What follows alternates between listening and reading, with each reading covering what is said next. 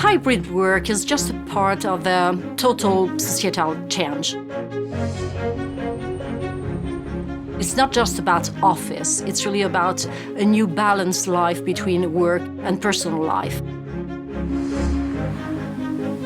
Of course, it's going to have an impact in the way the cities are going to evolve and in the way, again, as employers, you are going to deal with your teams.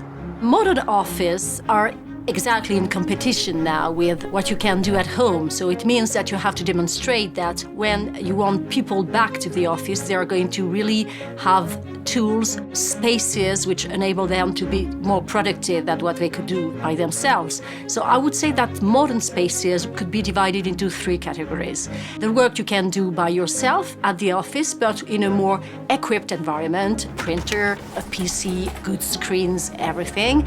You're going to have also some collaboration spaces more and more, and that's why we do not see decrease in the premises that the tenants like for the time being, because they want more of those collaboration spaces and also creative spaces. So I would say that the modern office would have probably those three components.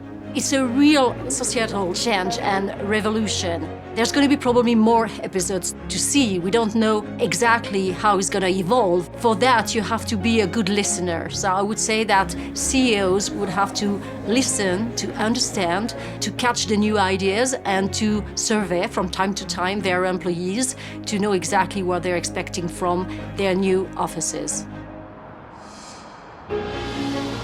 We're going to see probably to really assess the productivity, some new data, and you see more and more buildings with sensors to really understand the way people use really the buildings. It helps in two ways: for really understand and listening to what your employees are saying about the way they are using the space, but also in terms of ESG, because it enables you to be more intelligent in the way you are going to monitor your buildings. So this new tech, which is really everywhere now in the buildings, are going to help on the two sides.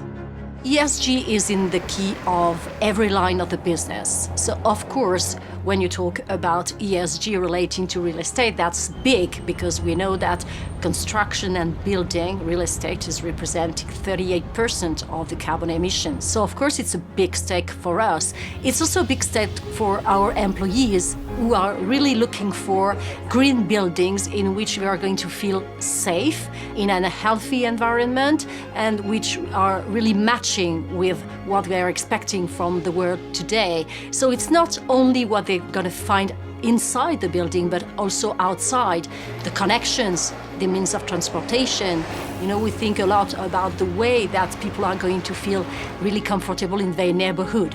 So it's just not about the building itself, and it's not, as an investor, our responsibility is not to look at the building itself, but also at the environment and the neighborhood, which are the components of ESG. It's an enthusiastic period to work in real estate, and I really think that this disruption is going to lead us to a better asset class.